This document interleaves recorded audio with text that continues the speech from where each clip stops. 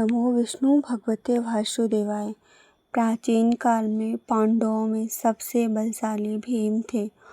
उन्हें बहुत अधिक भूख लगती थी, इसलिए वे अन्य भाइयों की तरह प्रत्येक एकादशी का व्रत नहीं रख पाते थे। उनके भाई युधिष्ठिर, अर्जुन, नकुल और सहदेव तथा माता कुंती सभी श्रद्धापूर्वक एकादशी का व्रत करते थे।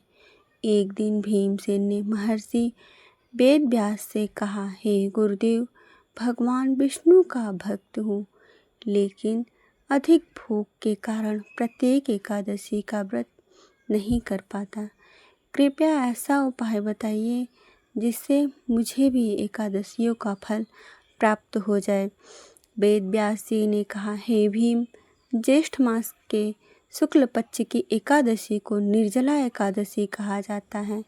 इस दिन अन्न तो दूर जल तक ग्रहण नहीं किया जाता। यदि तुम यह व्रत पूरी श्रद्धा और नियम के साथ कर लो तो तुम्हें 1 वर्ष की सभी एकादशियों का फल प्राप्त होगा। भीमसेन ने यह सुनकर संकल्प लिया। एकादशी के दिन उन्होंने प्रातः स्नान कर भगवान विष्णु की पूजा की और पूरे दिन भजन कीर्तन में लगे रहे। तेज गर्मी और प्यास के बावजूद उन्होंने जल की एक बूंद भी ग्रहण नहीं की। रात भर भगवान का स्मरण करते हुए जागरण किया। उनकी अटूट श्रद्धा और तपस्या से भगवान विष्णु अत्यंत प्रसन्न हुए। द्वादशी के दिन उन्होंने ब्राह्मणों को दान दक्षिणा देकर व्रत का पारण किया।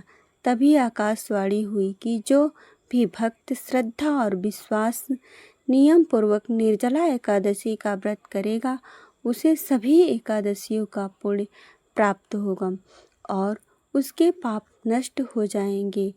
तब से निर्जला एकादशी को सभी एकादशियों में सबसे श्रेष्ठ माना जाता है। ऐसा कहा जाता है कि इस व्रत के प्रभाव से मनुष्य को सुख, समृद्धि, यश और अंत में भगवान विष्णु के धाम की प्राप्ति होती है। ओम नमो विष्णु भगवते वासुदेवाय।